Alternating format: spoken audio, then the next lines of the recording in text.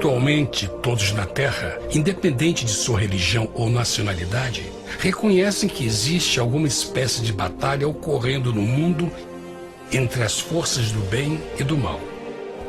Uma luta colossal entre a luz e as trevas, a verdade e o erro, a opressão e a liberdade, o bom e o mal, e finalmente, a vida e a morte. Qual é a história por trás deste evidente paradoxo? Muitas religiões, assim como a Bíblia, ensinam que além deste véu tridimensional do mundo físico que vemos, existe outro mundo espiritual que não podemos ver. Nesta realidade invisível ao nosso redor, se desencadeia uma batalha titânica entre o herói supremo e justo contra o vilão mais cruel e maligno. A grande pergunta é: quem são esses personagens e como e onde começou esta crise cósmica? Este é o maior mistério de todas as épocas e a história mais fascinante e verdadeira que jamais tem sido contada. Esta crise envolve cada pessoa sobre a Terra. Sim, cada pessoa.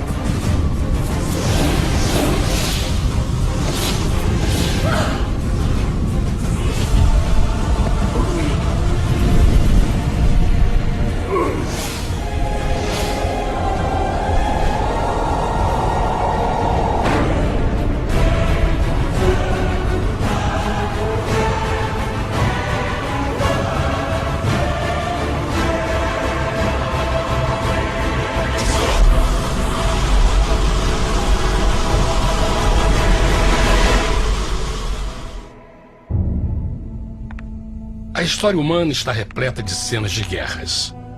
E todas as pessoas já experimentaram conflitos. Mas para entender a origem do mal, devemos viajar ao passado para a Primeira Guerra do Universo. Porque esta guerra não aconteceu na Terra. Antes que o nosso mundo existisse, houve uma guerra no céu. Mesmo as palavras guerra no céu soam como uma contradição. É quase inimaginável para nós que pudesse haver batalhas e conflitos entre as criações de Deus no paraíso. O que pode ter causado este conflito celestial? Graças a um livro antigo chamado Bíblia, temos detalhes suficientes para poder juntar as peças e desatar os nós. Mesmo que trágica, é uma extraordinária e bela história de amor que vai desde o princípio dos tempos até tocar pessoalmente a você, a mim e a cada indivíduo na Terra. Nossa história começa há muito tempo atrás na capital do universo. Em um lugar chamado Céu, que estava repleto de seres angelicais que amavam fazer a vontade de Deus.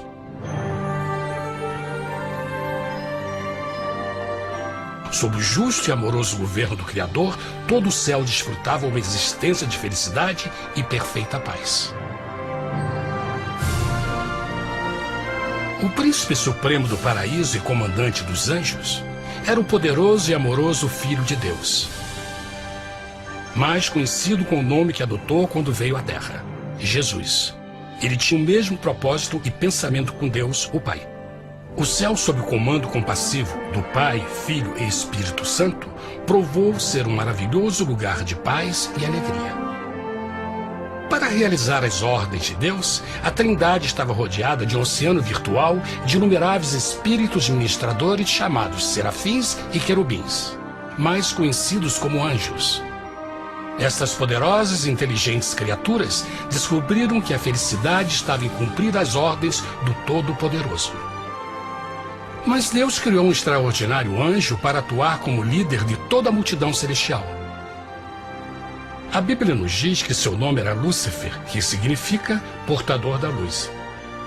Este querubim foi o maior ser criado por Deus e assumia a posição mais próxima do trono de Deus, estando diretamente sob a autoridade de Jesus. A tarefa de Lúcifer era difundir a luz e o conhecimento da vontade de Deus a todos os outros anjos. Lúcifer foi o mais esplêndido ser criado por Deus. Era extremamente bonito e dotado de enormes poderes de liderança e organização. Entre os anjos, ele foi muito admirado, respeitado e amado como amigo. Mesmo assim, Deus previu o mal que Lúcifer estava a ponto de introduzir no reino da luz. Cheio de sabedoria e formosura, de todas as pedras preciosas te cobrias. Tu eras o querubim, ungido para cobrir, e te estabeleci. No monte santo de Deus estavas. No meio das pedras afogueadas andavas. Perfeito eras nos teus caminhos, desde o dia em que foste criado, até que se achou iniquidade em ti. Quando Lúcifer percebeu a sua beleza e poder, seu coração pouco a pouco começou a mudar. Permitiu que seu enfoque se afastasse de Deus e direcionou seu amor para si mesmo. Talvez nunca saberemos completamente como e porquê estas sementes de rebelião germinaram em seu coração. Mas o profeta Isaías nos dá uma visão do pensamento de Lúcifer. Como caíste desde o céu, ó estrela da manhã, filha da alva!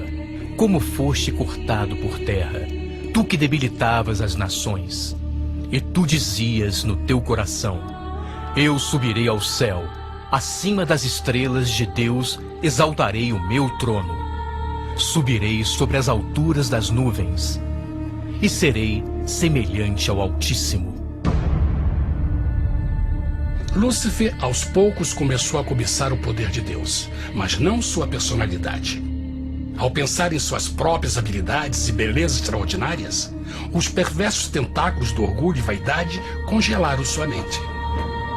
Este ressentimento e inveja fizeram com que ele violasse a lei sagrada de Deus e se rebelasse contra seu governo. Precisamos fazer uma pausa e esclarecer algo. Desde o princípio, Deus ordenou que as leis da física governassem o mundo material em que vivemos. Sem essas leis naturais, o universo seria um caos. Do mesmo modo, as leis morais de Deus sempre têm dado segurança e estabilidade ao cosmos. Alguns pensam que os 10 mandamentos não existiram, até que o Senhor os entregou a Moisés no Monte Sinai. Mas as Escrituras nos ensinam que os princípios das leis de Deus sempre existiram por toda a eternidade, pois são a base fundamental de seu reino de amor. Seguros todos os seus mandamentos, permanecem firmes para todo sempre e são feitos em verdade e retidão. Os 10 mandamentos são um resumo das características de um Deus de amor. Os primeiros 4 mandamentos descrevem quem é Deus, seu poder, seu território e autoridade. Os últimos 6 descrevem como é Deus, sua honestidade, sua pureza, sua fé. Todas estas coisas sempre foram verdade e sempre serão verdade. Agora, pela primeira vez na história da eternidade, Lúcifer começou a violar estes princípios perfeitos. Lúcifer sabia que se fosse compartilhar o poder e status de Deus, necessitaria de apoio. E deu início ao trabalho. Começou sorrateiramente a circular entre os outros anjos, plantando sementes de dúvida e descontentamento a respeito da liderança de Deus, ao mesmo tempo em que, sutilmente, revelava suas próprias virtudes. Ele insinuou que Deus abusava de seu poder divino e suas leis restringiam a verdadeira liberdade e felicidade de suas criaturas. Com seu raciocínio audaz e poder de influência, Lúcifer pôde persuadir a um grande número de anjos a se unirem para seu motim. Talvez se perguntem, como tantos anjos inteligentes puderam seguir esse desertor? Bom, lembrem que até esse ponto nenhum anjo tinha escutado uma mentira. E nesse primeiro estágio da rebelião, os anjos não perceberam a obsessão de Lúcifer em assumir a posição de Deus. Não sabiam que finalmente ele planejaria a tortura e o assassinato do Filho de Deus na cruz com a intenção de ocupar o seu trono. Estranhamente, Lúcifer pensou que poderia ocultar seus verdadeiros propósitos de Deus. Ai dos que querem esconder profundamente o seu propósito do Senhor e fazem as suas obras às escuras e dizem: quem nos vê e quem nos conhece? Não pense nem por um momento que a rebelião de Lúcifer surpreendeu Deus e o pegou desprevenido. O Senhor sabe de todas as coisas e os pensamentos de suas criaturas. Ele entendia exatamente o que estava se passando pela mente de Lúcifer. E piedosamente Deus advertiu o desgarrado anjo do perigo. Mas no final, o orgulho e a vaidade não permitiram que Lúcifer se arrependesse. Então, iniciou a rebelião total contra Deus em vez da humilde obediência. Alguns podem perguntar: isso significa que Deus criou um anjo defeituoso? Não, mas ele criou Lúcifer com livre-arbítrio. Verão que o livre-arbítrio é uma coisa maravilhosa, mas também muito perigosa, incluindo o risco de uma rebelião e a possibilidade de que o amor de Deus seja rejeitado. Vejam que o amor real não pode vir de uma criatura pré-programada e não pode ser forçado. Deve ser voluntariamente dado. Por exemplo, mesmo que seja bonito este cachorro robô, na verdade, nunca poderá amar-me. Posso fazer que pareça que me ame, mas só estará seguindo instruções pré-programadas. Não tem opção. Por outro lado, este pequenino está realmente feliz em ver-me. Ele decidiu dar-me seu afeto. E com o tempo, nossa relação se fará mais forte, enquanto eu ame e cuide bem dele. Do mesmo modo, um Deus de amor só quer amor verdadeiro de suas criaturas. E para que isso aconteça, elas precisam ter o livre-arbítrio. A rebelião de Lúcifer é a maior evidência de que ele tinha esta liberdade. Agora, a grande pergunta é: como Deus enfrentaria esta crise? Como lidaria com Lúcifer e com os milhões de anjos que se uniram nessa rebelião? Muitos questionam: por que Deus não acabou imediatamente com a rebelião? Afinal, ele poderia facilmente vaporizar Lúcifer com um raio. Mas isto teria solucionado o problema? Não, pelo contrário. Isso só teria intensificado as dúvidas e suspeitas que Lúcifer havia plantado na mente dos anjos. Lembrem que Lúcifer sabia, como ninguém mais, da engrenagem interna do governo de Deus. Sua destruição seria vista como parte de uma grande armação, e a razão que o motivou a servir Deus teria sido o medo da represália e não o amor. O Senhor sabia, na sua sabedoria, que a melhor forma de enfrentar a crise era permitindo que tudo seguisse o seu curso. Esta seria a única forma de se assegurar que o mal não se ergueria outra vez. Deixai crescer ambos juntos até a ceifa. E por ocasião da ceifa, direi aos ceifeiros: colhei primeiro o joio e atai-o em molhos para o queimar, mas o trigo ajuntai-o no meu celeiro. Na parábola do joio e do trigo, Jesus descreve que um tempo de crescimento é necessário para que uma planta revele sua verdadeira natureza. No seu entendimento infinito, Deus sabia que com o tempo, o caráter real de Lúcifer seria exposto e que os amargos frutos de sua rebelião seriam vistos. Até agora, os cidadãos do universo não estavam familiarizados com o pecado e até onde os levaria. Mas isso mudaria quando eles vissem por si mesmos sua terrível natureza autodestrutiva. Afinal, a sabedoria e o amor do governo de Deus seria para sempre confirmado e o universo estaria seguro. Quando Lúcifer e seus seguidores revelaram abertamente sua rebelião, o Senhor soube que não haveria paz se permitisse que eles ficassem no céu. Deveria impor um limite, entrar em ação e enfrentar os rebeldes. Mas Lúcifer e seus seguidores nunca sairiam por vontade própria ou pacificamente. O passo seguinte foi a guerra. E houve batalha no céu. Miguel e os seus anjos batalhavam contra o dragão. E batalhavam o dragão e os seus anjos.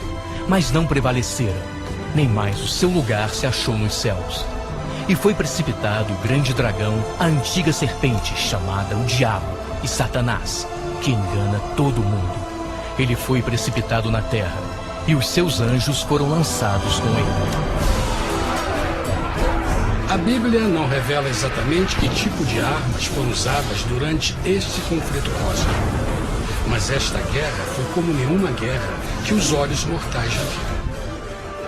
Apocalipse 12:4 nos diz que finalmente Lúcifer e 1/3 dos anjos de Deus foram expulsos do paraíso.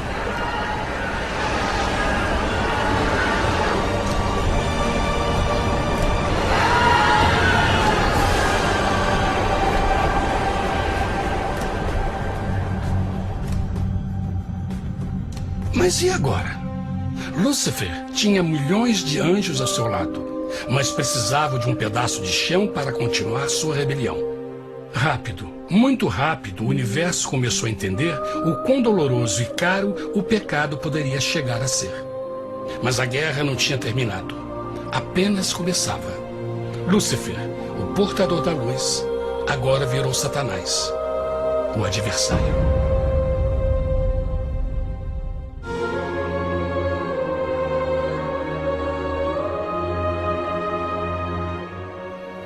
Depois da guerra no céu, Satanás e seus anjos caídos foram expulsos da corte de glória. Por um tempo, o diabo e seus demônios vagaram pelo universo buscando inutilmente mundos que se compadeceram e se uniram à sua rebelião. Enquanto isto, o coração de Deus sentia intensamente o vazio que deixou a perda de Lúcifer e seus anjos. Então o Pai, o Filho e o Espírito Santo retomaram o seu trabalho favorito, o maravilhoso trabalho da criação. Decidiram fazer um mundo novo, pleno, com muita variedade e diversas criaturas de amor. Este novo mundo seria único, porque as criaturas principais seriam feitas à imagem de Deus. Para eles, o Senhor também daria o domínio deste planeta novo, que conhecemos como Terra. No princípio, Deus criou a terra. E viu Deus tudo quanto tinha feito, e eis que era muito bom. Que imagem maravilhosa! Deus forma um novo mundo, nosso planeta, Terra. E em cada maravilhoso dia da criação, algo novo e espetacular começa a fazer parte da cena. Por exemplo, no terceiro dia, Deus falou e uma linda e exuberante vegetação fez parte da existência. Plantas de todas as cores, formas e tamanhos. No quinto dia, o mundo estava repleto de espantosas e exóticas criaturas, que podiam tanto se elevar aos céus como deslizar pelas águas azuis. E outras podiam fazer as duas coisas. No sexto dia, houve a introdução de um grande número de animais terrestres. Desde o gigante elefante até o pequeno esquilo, cada um encontrou um lugar nesse novo planeta para viver em harmonia com o resto da criação. E também no sexto dia, Deus criou o homem. E disse Deus: façamos o homem à nossa imagem, conforme a nossa semelhança. E formou o Senhor Deus o homem do pó da terra, e soprou em suas narinas o fôlego da vida, e o homem foi feito alma vivente. E plantou o Senhor Deus um jardim no Éden, do lado oriental, e pôs ali o homem que tinha formado.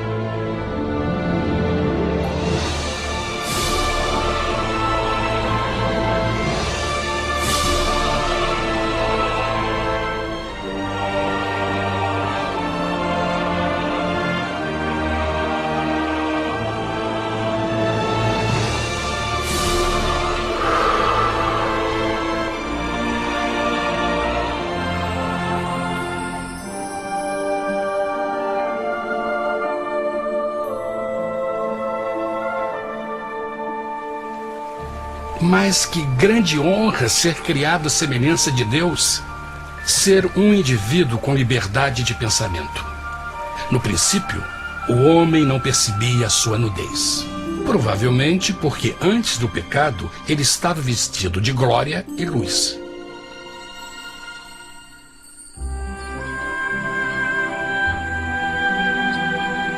Deus também criou a companheira perfeita para Adão, sua bela esposa Eva.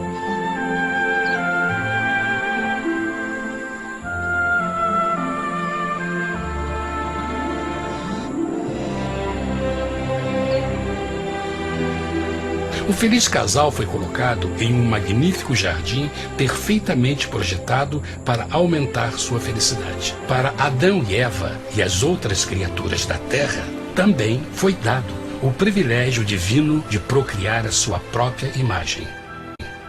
A intenção de Deus foi que a raça humana tivesse domínio sobre este paraíso perfeito para sempre.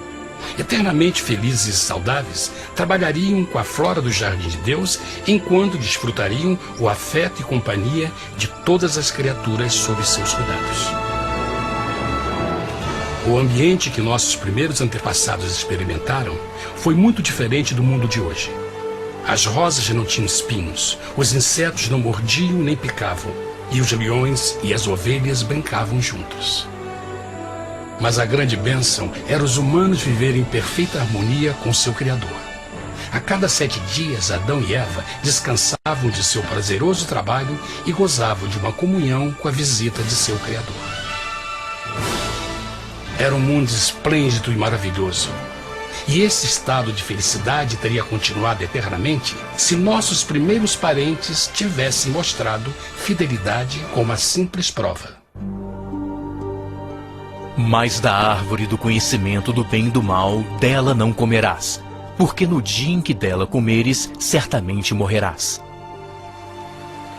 Visto que o adversário havia contaminado o universo com sua rebelião, o Senhor viu a necessidade de uma simples prova de amor e lealdade. Lembrem que os anjos bons acabaram de ver 1/3 de seus amigos serem expulsos do céu durante a guerra. Como estariam seguros de que esses novos humanos não se uniriam a Lúcifer e causariam problemas? Então o Senhor plantou uma árvore no jardim, uma árvore cujo fruto não deveria ser comido sob pena de morte. Ao passar por esta simples prova de obediência, Adão e Eva mostrariam a lealdade para com Deus e a fé em sua palavra. Ainda mais, era uma prova de amor. Por isso, Jesus disse em João 14, se me amais, guardais meus mandamentos. Mas alguém mais soube desta prova de fé e estava determinado a usá-la em seu favor.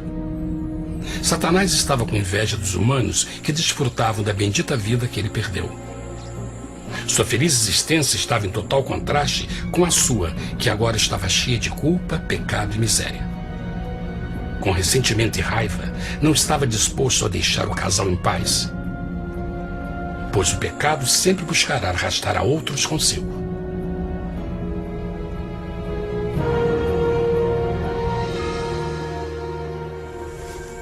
Então um dia, quando Eva estava concentrada em seu agradável trabalho, se viu sozinha e muito perto da árvore proibida. Foi quando Satanás viu sua oportunidade. Através de uma serpente hipnotizante, o anjo caído chamou Eva até a árvore e a envolveu em uma conversação.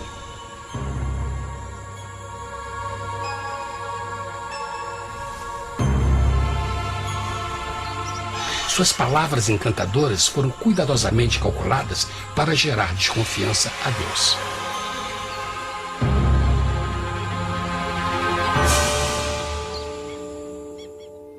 A serpente replicou à mulher, de modo algum morrereis. Deus sabe que no dia em que dele comerdes, vossos olhos se abrirão, e sereis como Deus, conhecedores do bem e do mal. A mulher notou que a árvore era boa para comer, pois era atraente aos olhos e desejável para alcançar sabedoria. Colheu o seu fruto e comeu. Deu também ao seu marido, que comeu assim como ela. Tragicamente, quando Eva escutou a suave e sedutora voz do tentador, começou a ter certas dúvidas da palavra de Deus. A serpente enganou-o com a promessa de grande poder e sabedoria. Isso chamou sua atenção. Além disso, aparentemente um fruto deu à serpente a habilidade de falar. Que outros poderes poderia dar a ela? E mesmo tendo acabado de conhecer a serpente, ela confiou em sua palavra acima da de Deus, quem a criou, e lhe deu um paraíso para viver. Então Eva comeu o fruto proibido e convenceu seu esposo a fazer o mesmo. Adão poderia ter escolhido ser fiel a Deus, mas colocou seu amor pela esposa acima do seu amor por Deus. Quando os nossos primeiros parentes mostraram lealdade ao inimigo, o domínio da terra foi tomado por Satanás. Não sabeis que, vos oferecendo a alguém para lhe obedecer, vos tornais escravos daquele a quem obedeceis? Ninguém pode servir a dois senhores. Este mundo agora seria o último campo de batalha entre o bem e o mal, e o coração de cada homem e mulher seria o prêmio. Adão e Eva não se deram conta desse tempo, mas seu momento de desconfiança e desafio abriria as comportas do sofrimento de milhões de pessoas durante milhares de anos.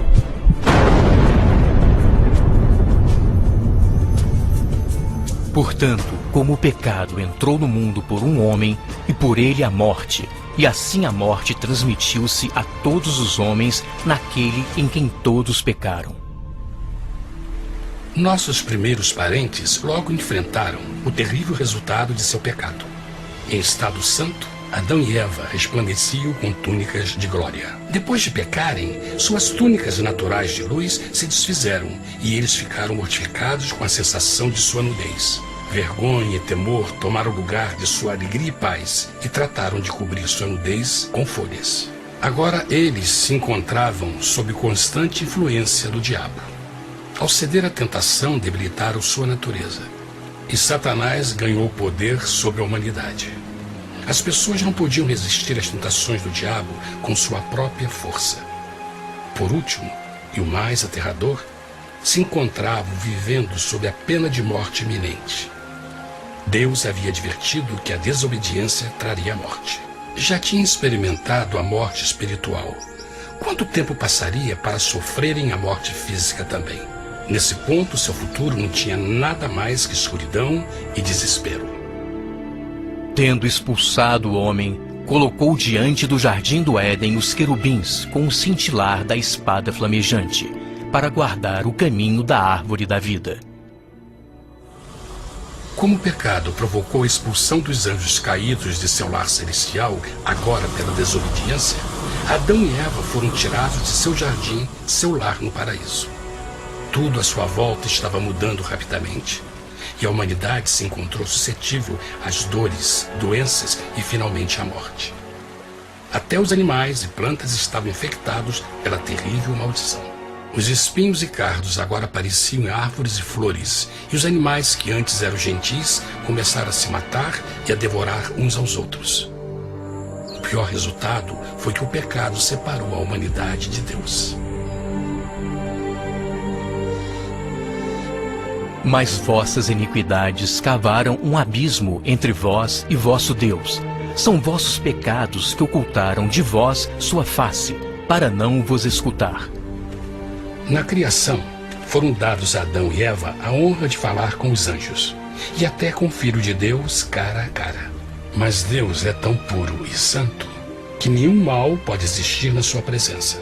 Agora que os primeiros humanos tinham pecado, Deus afastou sua santa presença deles para a sua própria proteção. O pecado tinha queimado uma parte da alma do homem que já não podia ver a dimensão espiritual. Deste momento em diante, a comunicação com o céu seria limitada. Mesmo com todas estas maldições caindo sobre Adão e Eva, o coração do Senhor se encheu de compaixão. A lei que haviam violado não poderia ser alterada para salvá-los, pois é tão sagrada e imutável como Deus mesmo. O Senhor sabia que havia só uma maneira na qual o homem podia se redimir. Então um plano foi revelado, nascido do fundo do coração de Deus. Um plano para salvar o homem de seu encontro com a morte eterna e restaurar tudo que estava perdido com o pecado. Seria de grande intensidade, alcance e poder, mas seria um plano que também implicaria num enorme sacrifício. O amor de Deus para conosco se manifestou por ter enviado ao mundo seu Filho unigênito, a fim de vivermos por ele. Nisto consiste o amor, não em termos nos amado a Deus, mas em ele nos ter amado e enviado seu Filho para se sacrificar por nossos pecados. As Escrituras claramente ensinam em Romanos 6:23, o custo do pecado é a morte. A lei violada demandava a vida do pecador e só tinha um em todo o universo qualificado como substituto da humanidade. O Criador só podia pagar a dívida de suas criaturas tomando seu lugar. Então Jesus Cristo, o Filho de Deus, concordou em deixar a pureza, glória e segurança do céu. Ele viria para morrer em nome do homem em seu malvado e renegado planeta. Ele nasceria como um inocente e indefeso bebê, suportaria uma vida de dor e vergonha e mesmo assim viveria uma perfeita e vitoriosa vida. Finalmente, ele teria uma morte humilhante para poder ser o substituto da humanidade caída. Por seu sacrifício, a humanidade incrivelmente receberia uma nova oportunidade de ter a vida eterna. Seu sangue seria o resgate para um mundo raptado por Satanás. Este maravilhoso plano de redenção foi graficamente ilustrado no sistema de sacrifício de animais ordenado por Deus depois da queda do homem. O Senhor tinha avisado Adão e Eva que iriam morrer no dia em que comessem do fruto proibido. E como que permaneceram vivos? A Bíblia nos diz que imediatamente depois do pecado, Deus providenciou roupas na forma de peles de animais. É bom notar que o Apocalipse se refere a Jesus Cristo como a ovelha que foi morta desde o princípio do mundo. Isto indica que uma ovelha foi sacrificada no mesmo dia para prevenir suas mortes imediatas. Pela fé, neste sacrifício, suas mortes foram simbolicamente transferidas deles para a criatura inocente. A ovelha certamente era a representação de Jesus. Assim, um raio de esperança foi dado em uma situação de escuridão e desespero. Através do arrependimento e a fé no sangue do Messias, qualquer humano poderia uma vez mais ser filho de Deus. Mas mesmo com este grande plano para a humanidade, Satanás ainda tinha o domínio da terra. E a vida na terra não estava fácil. No mundo haveis de ter aflição, mas coragem, pois eu venci o mundo. Naturalmente, muitos se perguntam, como um Deus amoroso e poderoso permite dores e sofrimentos no nosso mundo atual? Mas está claro desde o Gênesis que Deus nunca quis que nós tivéssemos o conhecimento da dor dessa vida. Quando o mundo saiu das mãos de Deus, a terra era um maravilhoso paraíso. Foi o pecado de Adão e Eva que deu a Satanás o direito de assumir o controle deste planeta. Devido à sua trágica eleição, o diabo e seus súditos ganharam o poder de tentar e atormentar os humanos, introduzindo a doença, a dor e o sofrimento. Talvez fosse melhor perguntar: por que Satanás não tem o controle total da humanidade? A resposta é Jesus Cristo. Talvez já perceberam que a morte de Jesus na cruz deu a cada um de nós a oportunidade de sermos salvos, mas na verdade fez muito mais do que isso.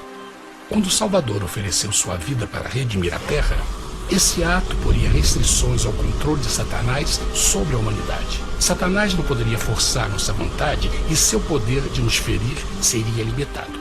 O sacrifício de Cristo também nos trouxe um tempo de prova, durante o qual poderíamos ver a diferença entre o governo de Deus e o de Satanás, e então decidir a quem servir.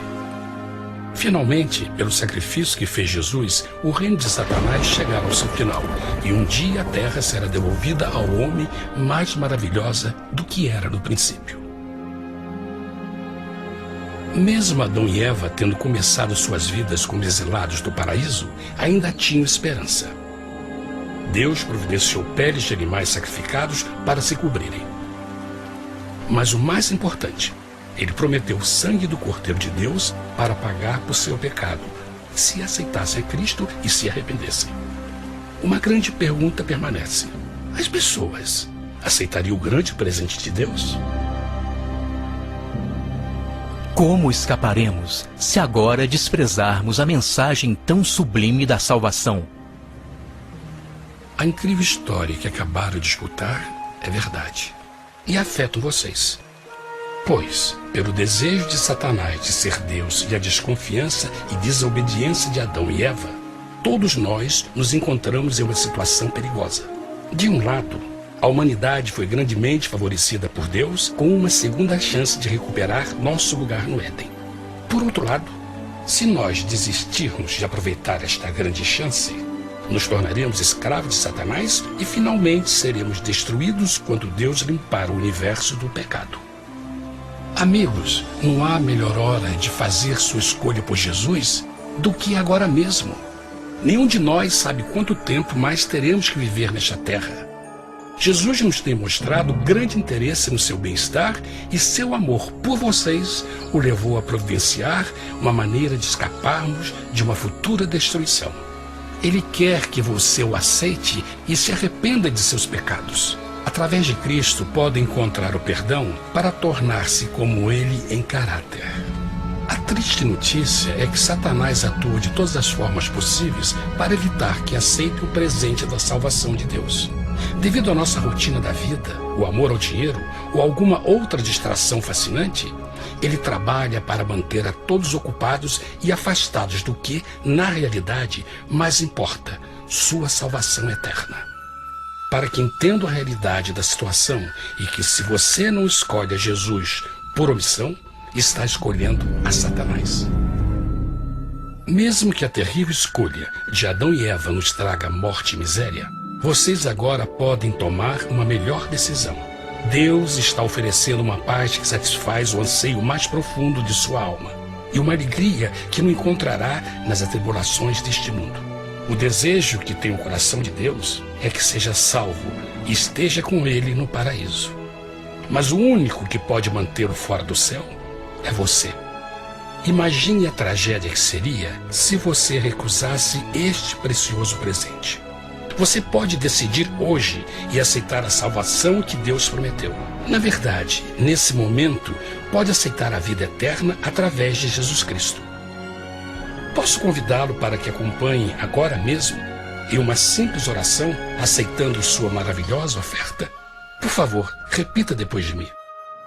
Querido Pai Celestial, venho a Ti agora e humildemente pedir Teu perdão.